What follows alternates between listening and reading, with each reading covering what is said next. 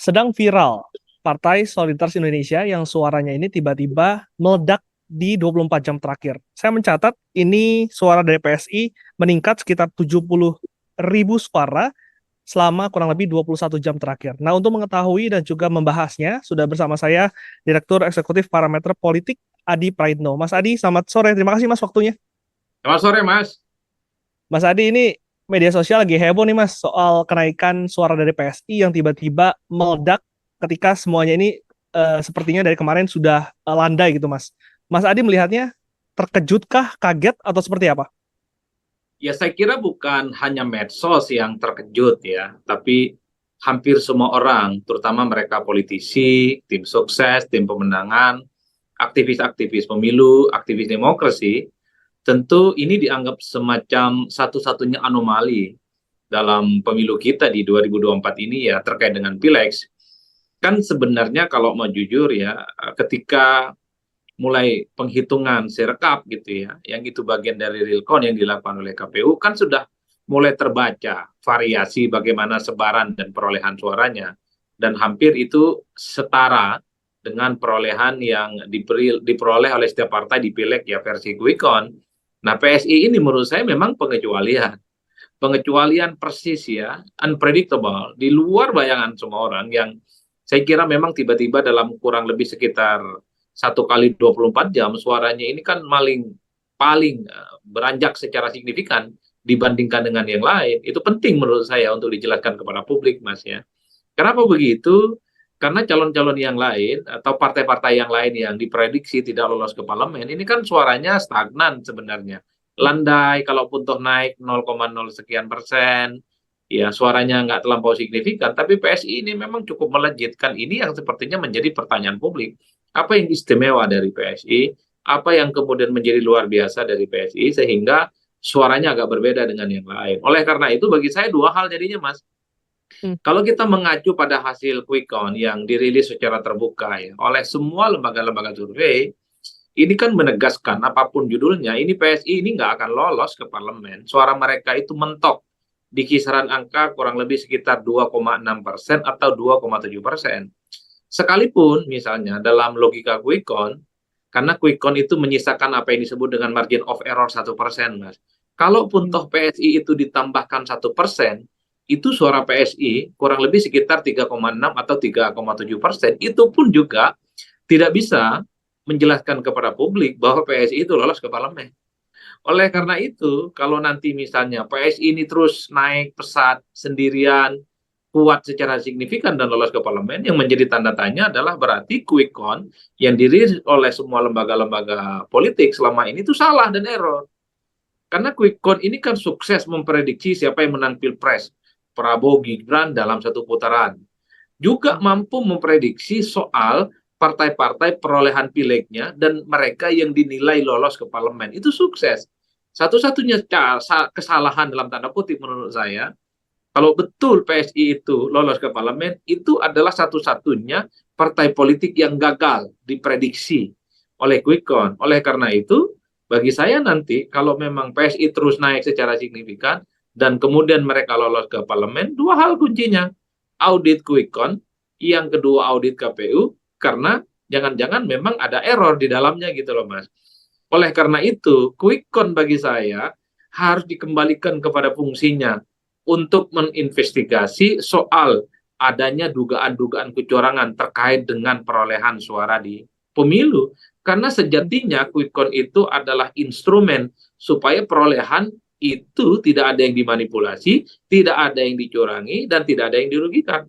Kalau nanti PSI misalnya, at the end of the day-nya dia diputuskan sebagai peserta pemilu yang lolos parlemen, bagi saya KPU datanya harus diadu dengan data yang dilakukan oleh teman-teman lembaga survei. Tentu data yang diadu adalah C1 karena itu hasil resmi yang diperoleh oleh teman-teman lembaga survei yang rilis quick count secara terbuka dengan data yang dimiliki oleh KPU. Di situ nanti akan kelihatan sebenarnya siapa yang salah dan siapa yang error. Ini kan menyangkut soal kredibilitas penyelenggaraan pemilu dan hasil pileg di 2024 nanti. Kan ini yang sebenarnya ramai saat ini diperbincangkan. Selanjutnya yang menarik biasanya, kalau hasil real count yang dilakukan oleh KPU, datanya yang diinput di Serkap itu misalnya sudah mencapai 60%, biasanya kenaikan dan keturunan atau turunnya perolehan partai itu kan sebenarnya dia konstan, Mas. Tidak ada Hmm. yang melonjak secara signifikan karena rata-rata partai ini mendapatkan perolehan suara yang sudah proporsional dan merata. Kalau tiba-tiba ada partai politik ya, di mana hasil Serkap ini sudah di atas 65%, tiba-tiba dia melonjak sendiri, kemudian partai yang lain itu turun trennya, ini yang kemudian menjadi tanda tanya, ada apa? Hmm. Oleh karena itu ya harus diaudit nanti pada akhirnya. Jadi siapapun pihak yang merasa dirugikan, ingin tahu terkait dengan peristiwa luar biasa yang terjadi pada PSI, ya memang harus rela dan terbuka untuk melakukan satu, audit investigasi, yang kedua, perang data. Bahwa kenaikan PSI, apalagi lolos ke parlemen, adalah sesuatu yang tak wajar. Atau jangan-jangan, memang PSI ini mantap gitu loh, Mas. Tak Hmm. pernah bisa diprediksi oleh siapapun. Jangan-jangan memang PSI ini hebat dan keren, karena tidak pernah bisa dideteksi oleh alat apapun, termasuk alat quick count yang selama ini dianggap canggih dan paling hebat, selalu tepat memprediksi hasil pemilu. Kan itu saja kuncinya. Hmm. Memang hebat Mas Adi, atau memang ada penjelasan lain yang mungkin bisa diterima oleh publik terkait dengan kenaikan ini, Mas Adi? Kan Sebetulnya pertanyaannya apa? begini, Mas. Banyak yang menduga seakan-akan dalam tanda kutip ada gerakan-gerakan khusus yang berupaya untuk meloloskan PSI. Kan begini, yang kemudian kita sering terima dari medsos, dari kelompok-kelompok aktivis dan pegiat demokrasi terkait dengan adanya kenaikan yang signifikan oleh PSI. Tapi kan kita tidak pernah mendapatkan data yang terkonfirmasi apa gerakan-gerakan khusus itu. Nah, per hari ini itu kan didasarkan pada asumsi dan praduga. Saya terus terang sebagai dosen, sebagai peneliti ya, ingin tahu persis apa yang disebut dengan gerakan-gerakan khusus itu untuk meloloskan Hmm. PSI. Karena ini harus dibuka secara transparan. Karena pada saat yang bersamaan, jangan-jangan memang PSI itu suaranya luar biasa. Tapi itu tadi, tak pernah bisa dideteksi, bahkan oleh quick count sekalipun gitu ya. Inilah yang saya sebut pertaruhan kualitas demokrasi, ini pertaruhan hasil pemilu kita, salah satunya pileg di 2024. Jadi kalau ada pihak yang merasa dirugikan, janggal dengan ini semua, harus berani secara terbuka untuk melakukan audit investigasi dan menantang KPU secara terbuka untuk buka-bukaan data yang mereka miliki. Terutama kawan-kawan yang sudah merilis secara terbuka hasil quick count mereka yang memprediksi bahwa PSI tidak lolos ke parlemen. Menurut saya itu layak untuk diadu, Mas. Tapi Artinya itu apa? mungkin untuk dilakukan, Kak, Mas? Maksudnya perbandingan data KPU dan juga lembaga survei tersebut mungkinkah dilakukan? Sangat mungkin, sangat mungkin. Karena lembaga-lembaga survei ini tentu akan mempertaruhkan kredibilitasnya. Masa iya hasil quick count-nya salah? Sementara mereka selama ini mengatakan bahwa setiap proses pemilu, politik, dan pilkada, mereka tebakannya presisi, Mas. Selalu Hmm. akurat 100%. Tapi kenapa soal memprediksi PSI, mereka gagal dan salah? Ini kan soal kredibilitas lembaga survei. Oleh karena itu, saya selalu mengatakan, ayo kawan-kawan, kalau kita merasa dirugikan dengan proses akhir yang ada PSI nanti, layangkan tantangan terbuka kepada KPU untuk buka-bukaan data. Apa data yang perlu dibuka? Data C1, hasil resmi yang didapatkan di TPS, soal perolehan pileg, terutama, termasuk juga pilpres. Sehingga dugaan-dugaan kecurangan, tuduhan-tuduhan, ada gerakan-gerakan yang ingin meloloskan PSI itu, apakah valid atau tidak, atau hanya asumsi. Ini yang menurut saya menjadi pertaruhan kita bagi semua. Makanya kalau saya melihat secara umum, Mas, kalau polster-polster ini kan meyakini, Ijtima Ulama Quick Count, para polster mengatakan dan meyakini bahwa PSI nggak lolos ke parlemen. Pertanyaannya adalah, kalau semua quick count itu sukses memprediksi siapa yang menang pilpres, sukses memprediksi siapa yang menang pileg, kok tiba-tiba quick count ini salah memprediksi PSI lolos atau tidak ke parlemen? Yang saya sebut tadi, bahwa versi quick count, semua lembaga survei, PSI nggak lolos. Kalau tiba-tiba lolos, ada dua yang kemungkinan error. Kalau nggak quick count-nya yang error, KPU-nya yang error. Supaya tidak ada saling tuding siapa yang error, bagi saya antara quick count yang dilakukan oleh lembaga-lembaga kredibel ini dengan KPU itu duduk bersama, saling adu data, saling adu bukti sebenarnya siapa yang paling error di antara ini semua. Atau Tapi jangan-jangan itu tadi jawabannya, PSI yang mantap gitu loh Mas. hmm, Memang gerakannya luar biasa, nggak pernah bisa dideteksi oleh siapapun. kalau faktor adanya invisible hand ataupun adanya operasi-operasi senyap yang dilakukan, apakah hal tersebut juga berpotensi membuat suara ini tiba-tiba melonjak? Kalau Mas Adi lihat atau seperti apa?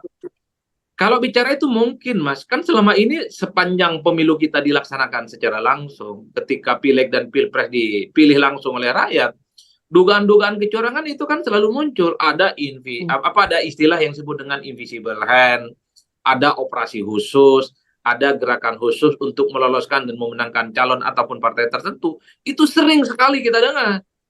Cuman itu tadi problem terbesarnya adalah ketika dugaan-dugaan operasi khusus atau invisible hand itu minta dibuktikan, per hari ini pun tak ada yang bisa mengungkap itu secara faktual, Mas.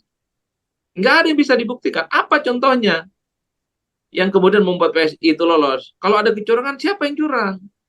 Hmm.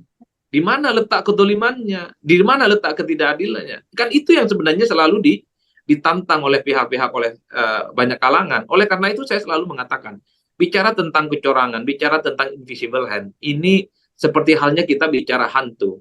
Kita ini kan nggak pernah percaya hantu itu ada di zaman modern, Mas. Tapi hantu itu ada, ya, secara mistis dan religius misalnya masih diyakini ada, tapi sulit untuk dibuktikan keberadaannya, termasuk soal dugaan-dugaan operasi dan invisible hand. Oleh karena itu bagi saya, siapapun yang menduga bahwa ini ada gerakan-gerakan khusus untuk meloloskan PSI, harus tempur dengan KPU. Hey KPU, apa yang membuat kemudian PSI ini naik signifikan, lonjak, dan potensial dia akan lolos di KPU di pemilu di 2024? Tunjukkan, kalau di data saya, PSI ini nggak lolos. Kenapa di data Anda kemungkinan lolos misalnya? Kalau Hmm. cuman semua dugaan-dugaan kecurangan ini disampaikan di medsos, ngoceh-ngoceh, omon-omon, ya, saya kira nggak akan ada endingnya, Mas. Semua hanya berasal dari praduga-praduga yang sekali lagi tak bisa dibuktikan.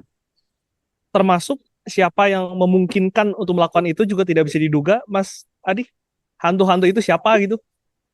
Persis, Mas. Karena kalau mau mention nama orang ataupun lembaga tertentu, ini Hmm. ngeri betul, Mas. Ada Hmm. undang-undang ITE, ada undang-undang yang dianggap sebagai fitnah, hoax, dan mencemarkan nama baik. Kenapa per hari ini banyak dugaan kecurangan itu tidak berani menyebut siapa yang melakukan kecurangan, baik kecurangan yang dilakukan oleh invisible hand itu siapa orangnya, siapa aktornya, tidak memention nama, tidak memention lembaga. Karena takut dilaporkan, karena itu dianggap sebagai fitnah, karakter assassination, itu dianggap sebagai opini negatif yang merugikan. Kan itu yang muncul. Ketimbang menurut saya selalu berdebat soal curang tidak curang, ya memang kalau ada pihak yang merasa dirugikan harus dibuktikan. Ini Mas, terutama KPU. Hai KPU, apa yang membuat Anda naik signifikan ini PSI dan kemungkinan akan lolos di 2024? Sementara data Quick Count misalnya, semua lembaga survei kredibel lo bilang ini nggak lolos.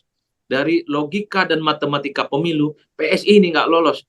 Istimewa ulama Quick Count menegaskan bahwa PSI nggak lolos. Kenapa? Ini tiba-tiba jadi lolos. Kan ini yang sebenarnya menurut saya.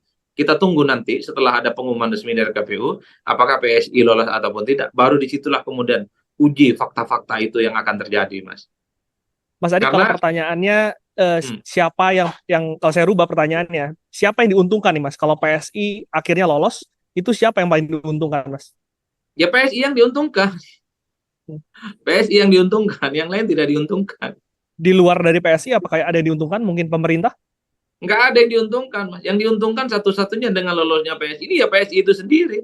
Ya Hmm. pemerintah itu hanya tambahan. Anggaplah misalnya pendukung Prabowo ini kan sudah mayoritas, Pak, kuat Hmm. secara signifikan didukung oleh partai-partai politik besar. Golkar kuat, Gerindra kuat, kemudian PAN kuat, Demokrat juga kuat. Ya kalau ada PSI ada tambahannya keuntungan, tapi kan bukan keuntungan yang utama didapatkan oleh kubu Prabowo dan Gibran. Tapi satu-satunya keuntungan yang bisa dipetik oleh pihak tertentu yang kalau PSI lolos ya PSI itu sendiri, Hmm. kawan-kawan PSI, para calegnya, dan kemudian mereka ini akan merayakan bahwa ini adalah pertama kalinya partai itu akan lolos ke parlemen andai. Karena per hari ini publik meyakini bahwa PSI sangat mungkin akan lolos ke parlemen. Saat ini pun hasilnya sudah di atas 3%, Mas. Tinggal nunggu waktu sebenarnya ini 4, sekian persen, kan kira-kira begitu. Kalau Tapi Mas kan Adi kita melihatnya juga akan boleh, mencapai 4%? saya termasuk yang meyakini sejak awal. Hmm. Karena faktor ketua umum mereka yang baru itu ada magnet gitu ya, ada gerakan-gerakan politik, mengkapitalisasi bagaimana pengaruh presiden yang tingkat approval ratingnya tinggi. Itu argumen saya cukup lama. Tapi itu tadi, saya menghormati semua proses yang ada, Mas.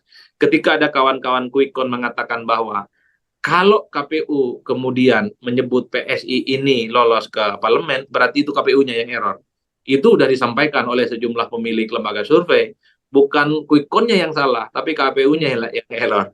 Oleh karena itu, kita tunggu nanti setelah ada pengumuman resmi dari kawan-kawan KPU, anggap saja misalnya PSI itu lolos, saya berharap kawan-kawan quick count yang sudah merilis secara terbuka adu data dengan KPU. Sebenarnya siapa yang error, siapa yang salah, supaya tidak ada simpang siur, supaya tidak ada pihak-pihak yang merasa dirugikan, supaya tak ada lagi tuduhan-tuduhan di mana letak kecurangannya itu, Mas. Kalau mau jujur, Mas Glenn juga mungkin sering mendengar, Oke. apa namanya pemilu kita ini penuh dengan kecurangan, ada mobilisasi, ada invisible hand, ada gerakan-gerakan khusus untuk memenangkan calon dan partai tertentu. Tapi pertanyaan saya, bagaimana cara membuktikan itu? Kalau hanya sebatas omongan warung kopi, dialog-dialog yang saya kira informal, mungkin itu nyaman kita dengarkan. Tapi ketika itu ingin dibuktikan secara ilmiah, dibuktikan apakah sah atau tidak, tuduhannya itu yang rumit, Mas. Makanya dari dulu, tuduhan soal adanya operasi, tuduhan adanya tentang kecurangan, tak pernah bisa dibuktikan oleh siapapun selama pemilu itu. Oleh karena Oke. itu, ada teori yang saya bangun, Mas.